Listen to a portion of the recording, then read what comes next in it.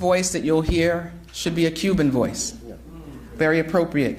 And with that, I want to ask our beloved ambassador to the United Nations, the permanent mission of the United Nations, Ambassador Anayansi Rodriguez, to please come forward and share your thoughts with us.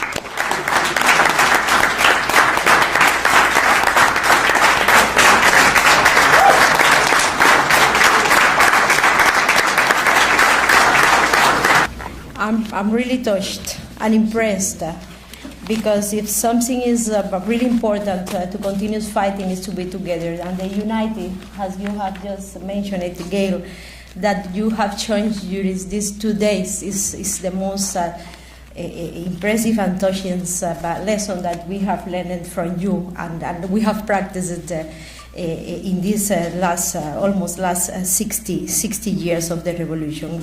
Only with unity we can achieve any purpose. And as most of you have said during these 2 days, when we fight together, when we fight united, we win. Certainly we will win. Then I'm really touched also to see once again here a lot of many good friends working together. The work that you have done over these years has been particularly important and useful and helpful. You know very well what these expressions of solidarity mean for a country like Cuba, a small, blocked, but rebel island that continues and will continue to withstand. The strong support we have always received from the worthy sons of this country and other countries like Canada that is represented here, Great Britain that was also here, who are increasingly demanding the unconditional lifting of the blockade and the normal relations between the two nations have been fundamental. We have followed with close attention the discussions in the panels and workshops held at the conference, and today, this morning, the many and very concrete and useful proposals to continue and concrete action to continue our work.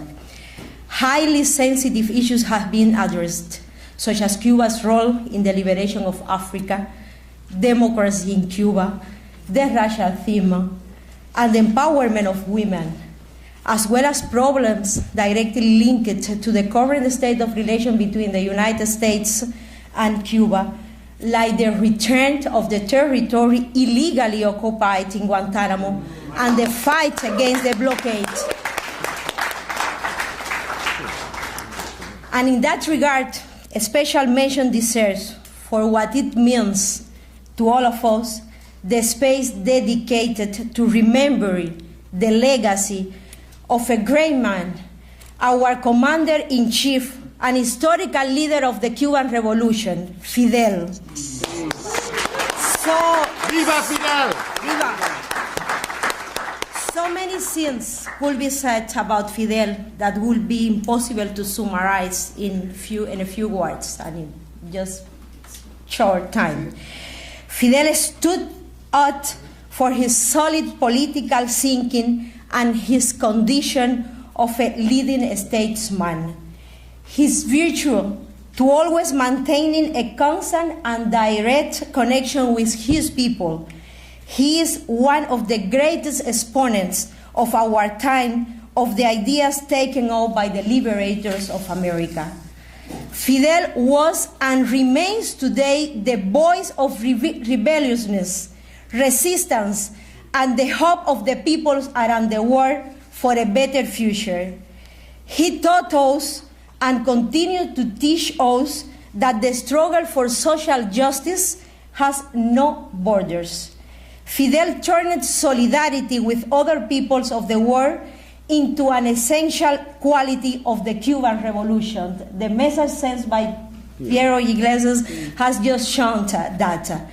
Likewise, Fidel was and is the most accomplished expression of perseverance, of the conviction not to accept defeat in any way, and to maintain an unshakable faith in victory. That's what we are doing today here.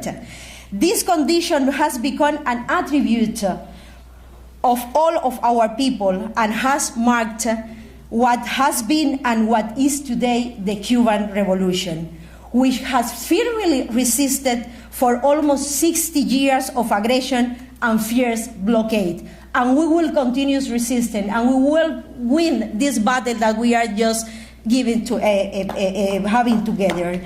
Fidel is still and will always be alive in each of us, because it is impossible, as we have said, to speak about Fidel in past sense.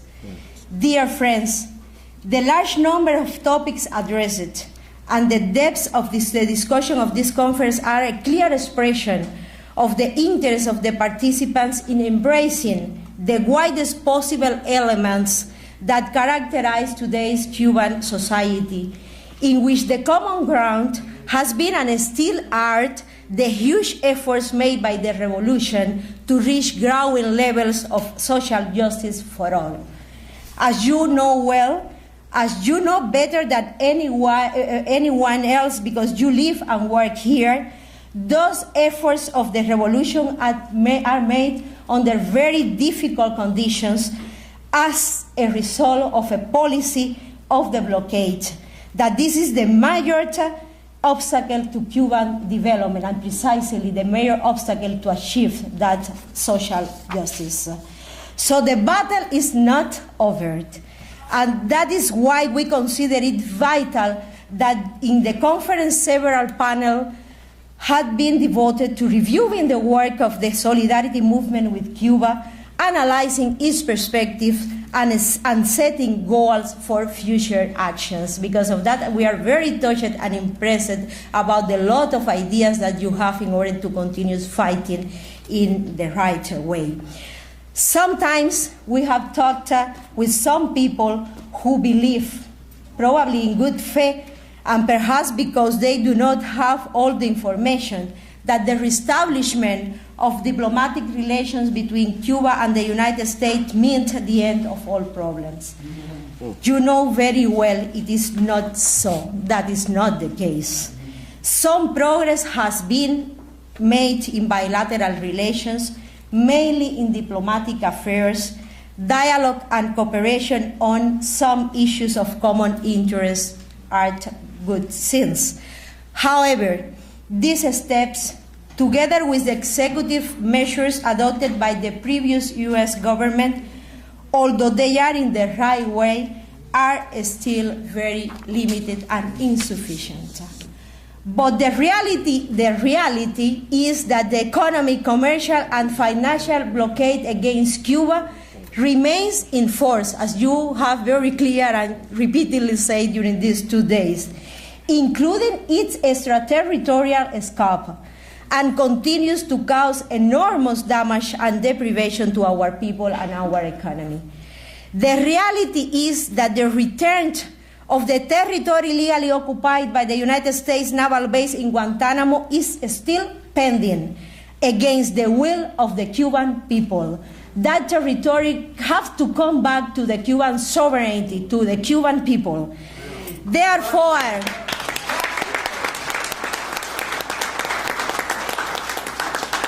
for all of those reasons, Cuba will continue to fight, will continue to present to the United Nations General Assembly the draft resolutions entitled Necessity of Ending the Economic, Commercial, and Financial Blockade Imposed by the United States of America against Cuba, as I said, in the United Nations General Assembly. And this is also why the Cuban people will continue to demand respect for its sovereignty and territorial integrity. And in that battle, your solidarity and mobilization are needed now more than ever.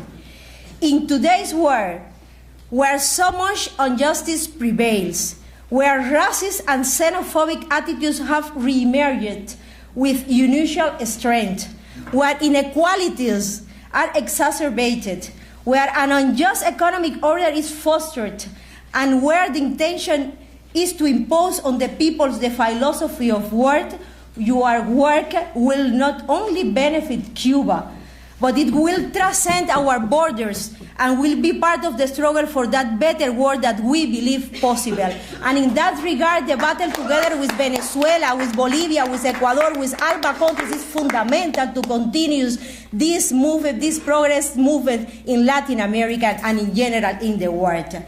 Dear friends, I leave this conference convinced that the most important outcome of the discussion over these 2 days has been that we have worked together. I would like to emphasize on that. We have worked together in the pursuit of the same objective. Our past and present history have taught us that only unity paves the way towards victory. We can and we must move forward together to achieve this great goal that we have set ourselves. Even if there is diversity of views, which is normal and enrich our debate, because diversity, as I said, precisely helps when, as in this case, we share common goals. There is still a long way to go. You can be absolutely certain that Cuba will continue to work towards normal relations with the United States on the basis of equality, reciprocity, and respect for the sovereignty of our country. Cuban President Raúl Castro Ruz said in the most recent summit of the Community of Latin American and Caribbean States held last January in the Dominican Republic. I think Rosemary mentioned it yesterday in one of the panels, or the plenary panel that we have. But I would like to emphasize on that, quoting exactly what our president said, Raúl, and I quote, Cuba and the United States can cooperate and coexist in a civilized way, respecting difference and promoting all the benefits both countries and people. But it must not be expected that Cuba make concessions inherent to its sovereignty and independence. End of quote.